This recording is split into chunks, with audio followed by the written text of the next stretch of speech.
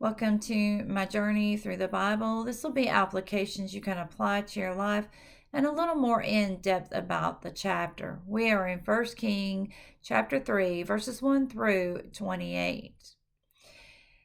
Now, King Solomon had made sacrifices on high places, on high hills. He also allowed all of the people in Israel to do this as well. This was wrong.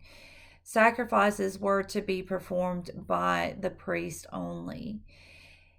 And when we do things in our own way and in our own timing, a lot of times we miss the meaning.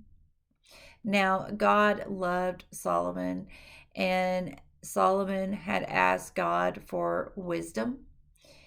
And God may not have always accepted Solomon's sacrifices, but he did love him, and he realized that he did have a good heart. He just had to learn some things along the way in his worshiping to God.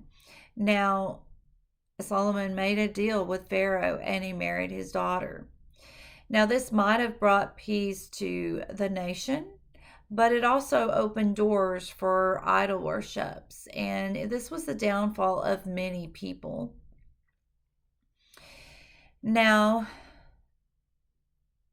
Jesus was the ultimate sacrifice for us, so we are allowed to worship God anywhere, anytime, because Jesus has broken that bond or that separation to where we had to have the priest before us before we were able to worship God or come before him. But because of Jesus' sacrifice, we no longer have to do that. We are allowed to go straight to God.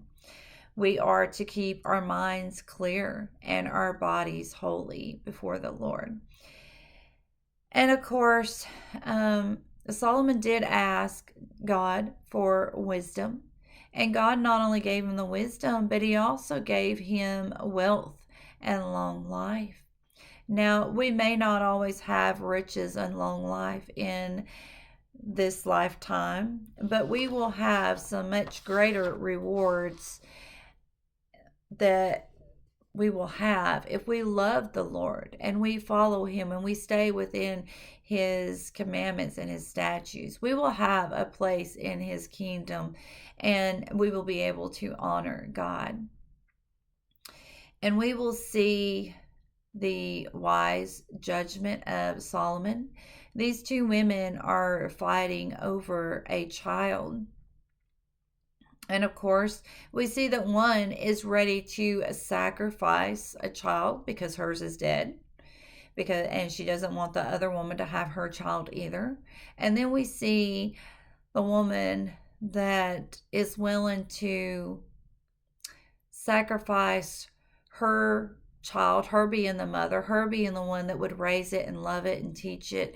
She's willing to sacrifice all of that and give up her motherhood in order for the child to live and give her to the other woman. Now, as a mother, we generally have good intentions for our children. And then this just proved to Solomon that she was the true mother because she was more concerned about her child's life than for her being the mother of her own child. And all of us should try to gain wisdom. We should ask God for wisdom in our life and that we should know what is wrong and what is right. But we also have to have the strength to act on that wisdom. Solomon asked God for wisdom. He did not ask God to do the job for him.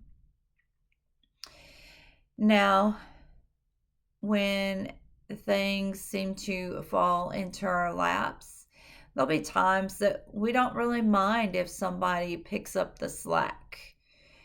We're okay if somebody else does the job.